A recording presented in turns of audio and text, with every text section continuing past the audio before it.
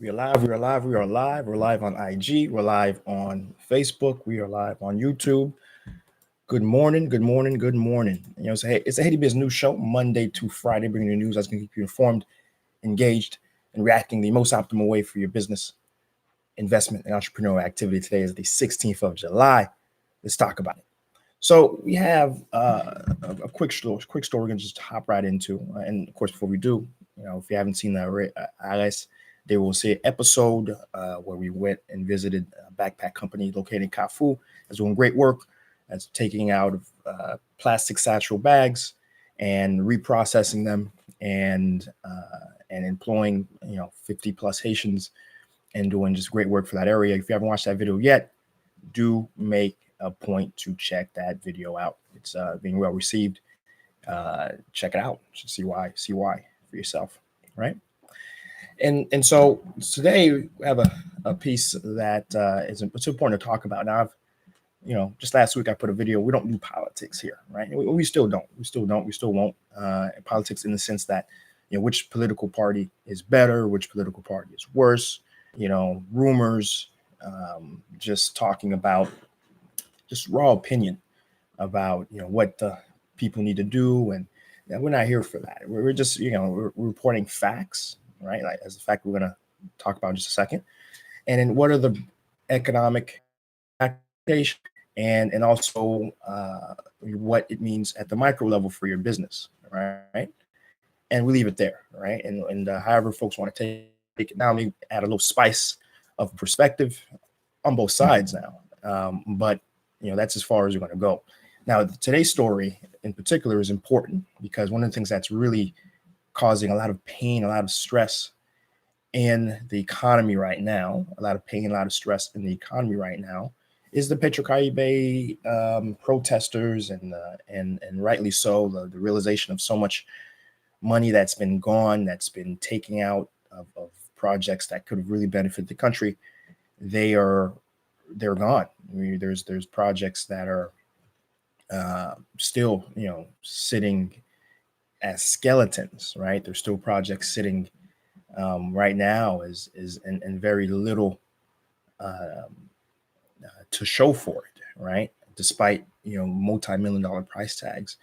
And the population as a whole, they're fed up. They're tired of a culture of impunity at the government level, and they want change. They want something to happen that finally would put Haiti in a direction where, the funds may be gone, but at least there's people in jail, like any other country. You look at Brazil, most recently with its Petrobras scandal. That even right now, the former president is in jail, right?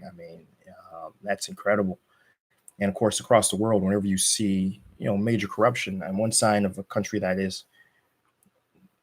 has a rule of law is when no one is safe. Just because you're an elected official doesn't mean you're immune to the law. And when you see that, people are getting on boats to leave Haiti, and people are dying, right?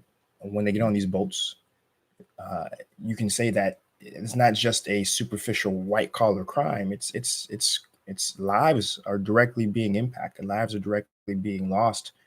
And it's argued. Someone can argue these folks are guilty of those lives lost, right? So it's a serious act when you take public funds that should be used to help a nation's people and then put in your pocket. And that's what the PetroCaribe is about. Now, there's been 2 audits done already, domestically, and each time it's some pretty bad stuff that are found. Each time it's pretty harrowing, the amount of corruption, blatant corruption that occurred.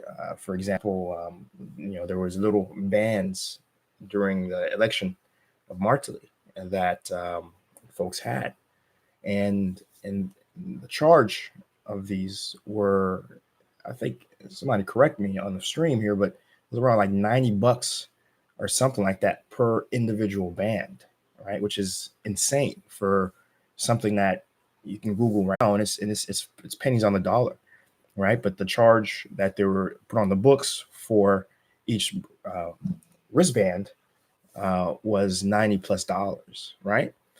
And so, that's the sort of stuff that was found in these audits, led by a judicial branch specifically created to look over accounts, right?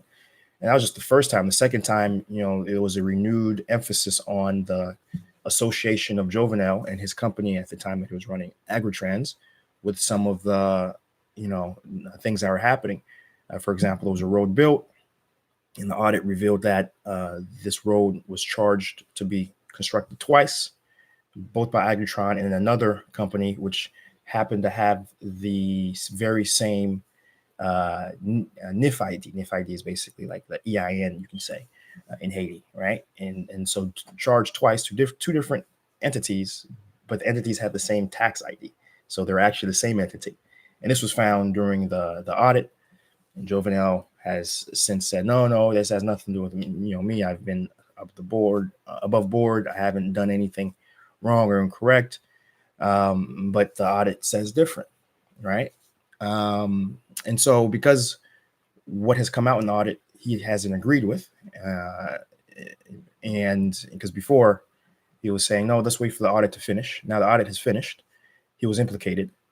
And of course, the response has been, oh man, no, it's been led by the opposition. Two of the judges were actually part of a different opposing party who have only a mission to bring this party down. We don't believe in this particular audit, and that's been the response, right? And so now Jovenel and the folks in power are saying, no, let's bring an international, even though this was actually what a lot of people were asking for from the beginning. A lot of people are saying, no, let's bring an international team that's unconnected politically to anything or anyone to look into these accounts and then produce a report. And now that's where we're at right now, right? Angela Foster, good morning. And that's where we're at right now. And so it's, we don't know how long this is going to take. I suspect it probably will take 2 years. And I smile. I say this with a smile on my face because Jovenel has 2 more years in power, right? Is it a stall talk tactic? How long will an audit take? I know the ones that were done domestically took 2.5, 3 years, right? So how long is this going to take, right? And so there's two sides to this, right? There's the cynical side and the side of someone who is a lot more optimistic. And I'll play devil advocate for both. The optimistic side says, you know what? No, this is what we need. We need an international body to come in, and really provide a perspective that we can say, okay, these guys aren't partial. It needs to be done. It's been done in other countries to some success, and once that report comes out, then hopefully won't be any dispute. Maybe that's it, and then there should be some action, right? That's an optimistic review of it, right? The other side of it, the cynical side, says, why are we having an international body come in? Aren't we a sovereign country? Would the United States ever allow an international body to come into their country and review the Trump election or the Trump dossiers? No, right? What are we doing, right? Why are we allowing international community to impede our processes? We had a commission set up to investigate it. The commission came out with a report, and now we need to pursue the report per the commission that exists in our country, right? We're a sovereign country, a country of laws. They did their part, and now we need to pursue it. We can't just say now, well, the people in it, they're part of the opposite party. We don't like it. Well, what kind of crap is that? What kind of nonsense is that, right? Right? That's the cynical side. And of course, the second part of that cynicism is to say, even if the international body comes in and levies the ruling, which everyone on the ground expects to go against the ruling party, who's to say they're even going to act on it, right? They can just say then, well, yeah, it's great, but yeah, this report has no power domestically, which is true. This report has no power. The report that's going to come from international has no sway like the one that currently came out, right? And so either way, it doesn't matter, and it's a stall tactic. That's the cynicism part, right? So I'll let you guys determine which of these two sides you guys want to take, right? But I'll say my personal side is, as a guy who, is very optimistic, despite everything in front of me otherwise. I feel that this is a necessary step forward. It should happen, and I'm just gonna wait and see how exactly it plays out after it occurs, and I do expect some action to occur at the end of it. Someone should go to jail. Even someone should be in jail right now already with the 2 reports that came out. But certainly with this 3rd audit, we should start having some arrests. And that's where I'm going to leave it. Let me take a look at these comments. Even if it takes 2 years, all said and done, if it says who's implicated is true, they should all either fine or sanction for life. I agree with you, Pierre Paul, 100%. Pierre Paul on YouTube, voice his opinion. I totally agree with that perspective. All right, so that's it. Real quick episode relative to how long it usually goes for on these lives. You already know, if you like what's going on here, hit that subscribe, hit that notification button, hit that follow button, depending on where you're at. Hit that share button. Definitely share your favorite episodes. Again, head over to YouTube, Seejeanty. Check out the different playlists we have. We have droning in Haiti. We have driving in Haiti. We have sights and sounds where we go to restaurants and hotels.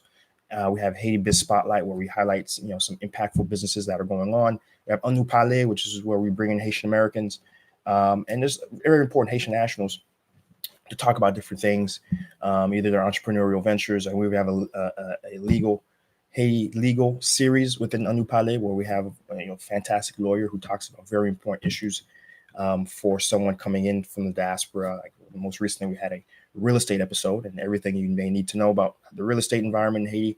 And most importantly, we had a part 2 of that, which was how to handle legal disputes related to land, which is very common.